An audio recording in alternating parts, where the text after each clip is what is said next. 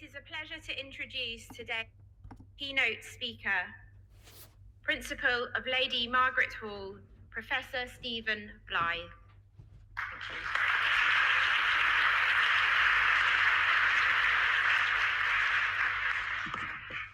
Well, good morning, and congratulations again. I think another round of applause for the MBA students here. Woo!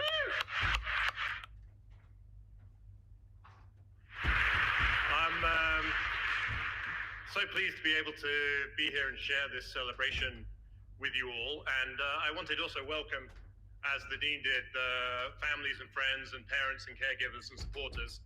Thank you all for backing your students, your graduates who are here today. It's a big day for you also, so welcome.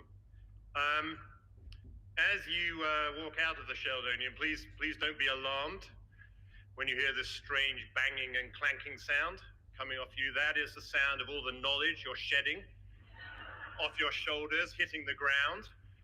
Oxford students are adept at shedding knowledge as well as you are at accumulating knowledge.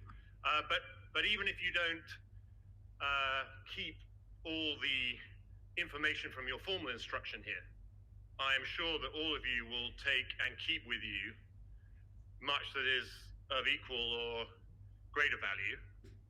Late night conversations with friends and colleagues, surprising new perspectives from informal chats with faculty, random discoveries, serendipitous connections, basically the human stuff that makes an Oxford education so special. And that's really my main point to you today, is whatever your field of endeavor, wherever you head after Oxford, remember that judgment, your judgment, necessarily subjective, necessarily human, based on your experience, will differentiate you, will determine how successful you are, even though, and in fact, maybe because of, we are in this world of technological advances, computational triumphs, this world of big data, machine learning, and artificial intelligence. Subjective judgment, in my view, remains central to a successful career and a successful life. Before I moved to the investment world, I was trained as a mathematician at Cambridge, the other place, so for which apologies. And Cambridge has the conceit of calling its mathematicians who get first class honors, they call them wranglers for historical reasons. And in the Victorian era, the list of wranglers was actually published in the Times of London, to acclaim senior wrangler, second wrangler, third wrangler. And those lists included some of the great mathematicians of the age, like James Maxwell or Lord Kelvin or Bertrand Russell or J.J. Thomson, many of the mathematicians who basically created the mathematics syllabus that students see today. But there's one wrangler I wanted to highlight of relevance for us and for you, and that's the 12th wrangler of 1904 was John Maynard Keynes, the economist. You might ask, who are the 11 people who are smarter than John Maynard Keynes? I don't know, they're lost to history. But John Maynard Keynes was the 12th wrangler in 1904. Depending on your point of view, I'm a mathematician, obviously, and then I went to work in Wall Street and in investing, so I see both sides of this. Depending on your point of view, Keynes was such a talented economist that he could become 12th best mathematician of his age in his spare time, or he was such a poor mathematician, coming 12th, that he had to become an economist. Slightly in the latter camp. Anyway, Keynes wrote in the 1930s about the concept of irreducible uncertainty. You may have heard it more recently by Donald Rumsfeld, the unknown unknowns. Keynes made the distinction between events that you could reasonably expect to calculate probabilities for, the spin of a roulette wheel, and those that were essentially beyond the realm of econometrics and probability, the chance of world war in 10 years' time. And he wrote in the 1930s, as relating to market participants, he was famously not good at investing, about market participants that we often have no basis on which to assess the risks we make when making an investment, but are instead plunging into the unknown. So about 30 years ago, I plunged into the unknown. I moved from being an academic to working in finance and investing. I was often asked at the time, why did you move from academia to finance? To which the answer is like, duh.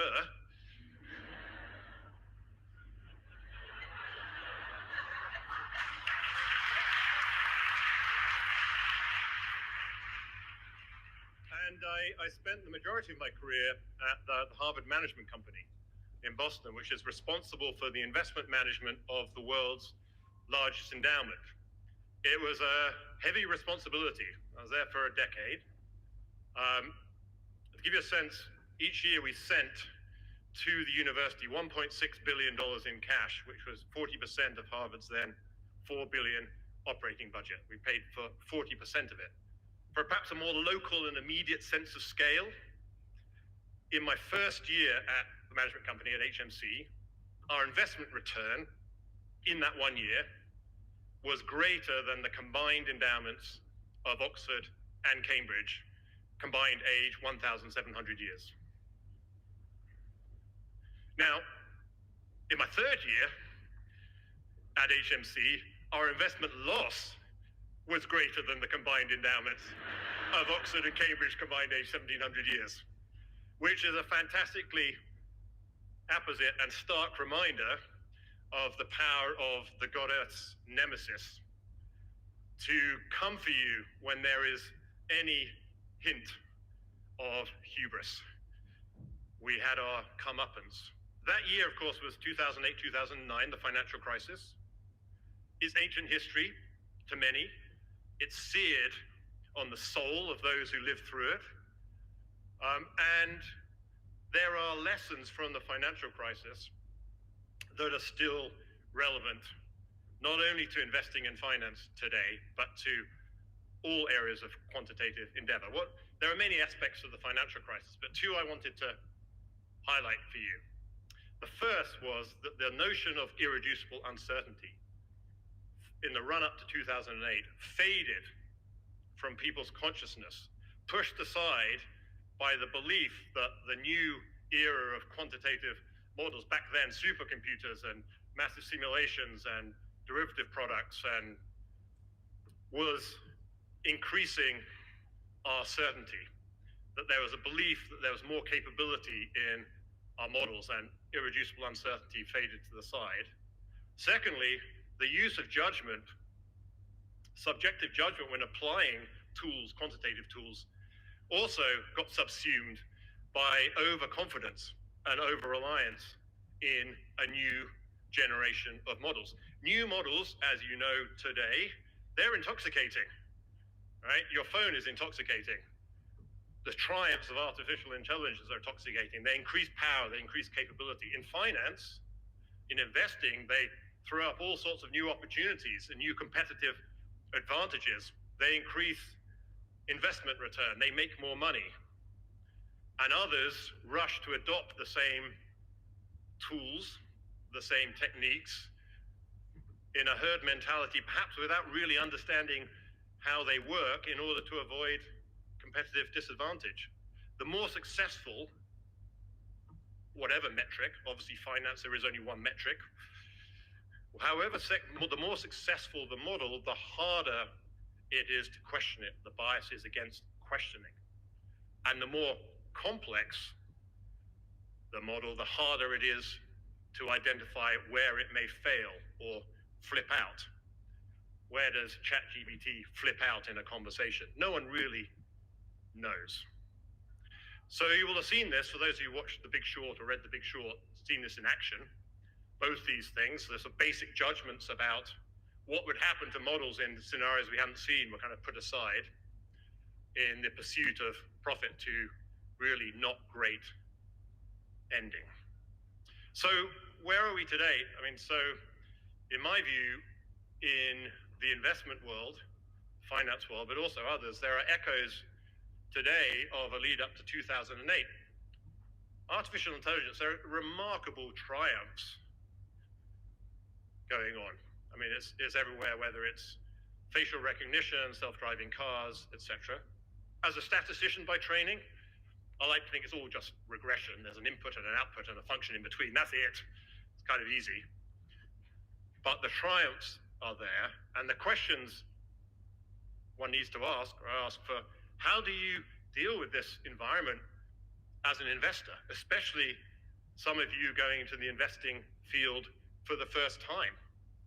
Where is the irreducible uncertainty? Where does it lie? What is the role of subjective judgment in quantitative analysis? These are tough questions. I don't have the answers. I know those questions are important. In my career in the investment world and the commercial world, I often leaned on the advice of a statistician called John Tukey. He was a Princeton statistician, foundational in the late 20th century, really about how applied statistics, applied quantitative reasoning in practice, what was important? What were the things to hold on to, the foundations? His advice is very simple. There are three foundations. Number one, you need to have subject matter knowledge, right? No point having a fancy model if you don't know what a bond is, right? Finance itself is full of subtleties, like many fields, subtleties, nuances, complexity, jargon. You need to be able to speak that language. Second, technical expertise. Yeah, you can't throw away these models. You do need the technical expertise, that language also. I mean, finance, my own field, it's a very unforgiving field. It makes it very appealing, but also very challenging. Any technical errors are almost always exposed and often exploited. So you really need to make sure you're not dropping the wrong term of the Taylor series, because that could cost millions of dollars. But the third thing that Tukey said was subjective judgment is vital in using quantitative tools. There's an aphorism from investment. A smart trader armed only with a smart model is soon removed from their capital. Rote applications of models become very dangerous. So as you go forward into whatever endeavor you pursue after Oxford, I would just urge you, think, what is my judgment? What am I bringing to this problem? Okay? Question and challenge rote application of quantitative computational techniques. Explore where the irreducible uncertainty lies. Try to be honest about how your decision-making would change if you incorporate, I don't know.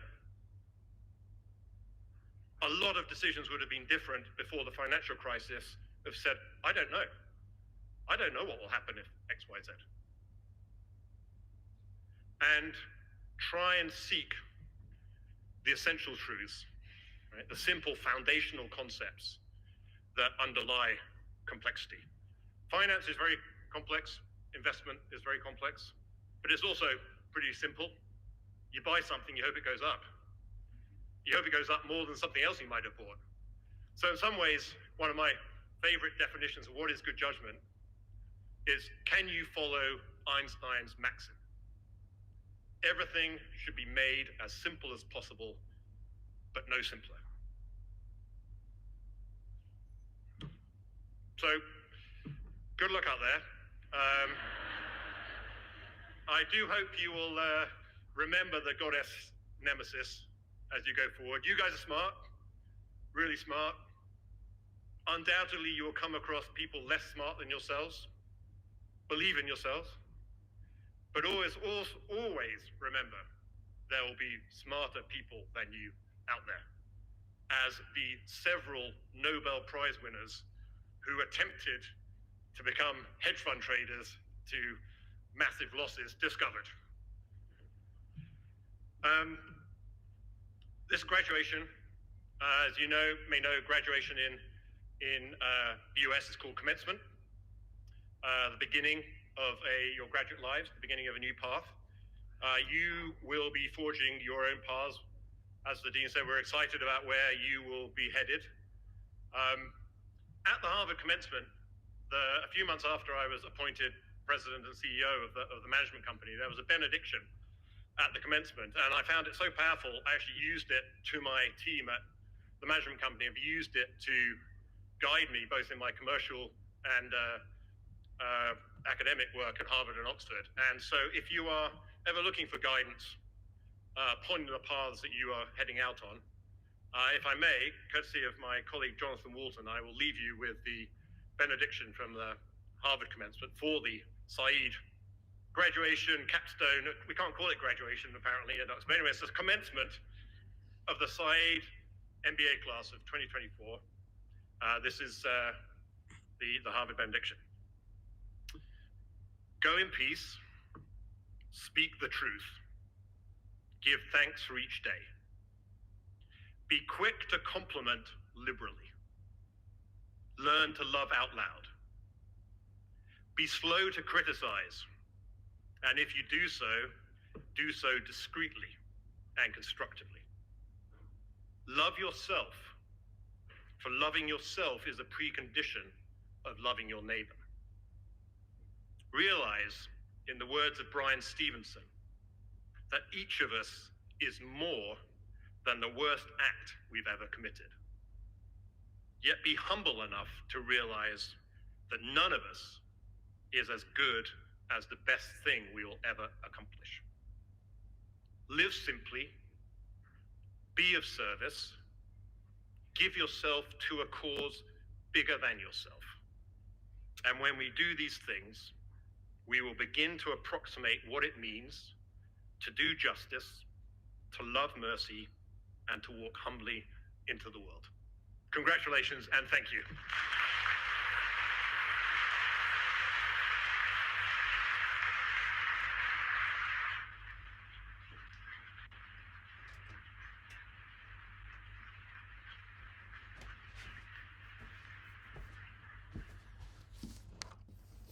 That was excellent. Thank you. It is a pleasure now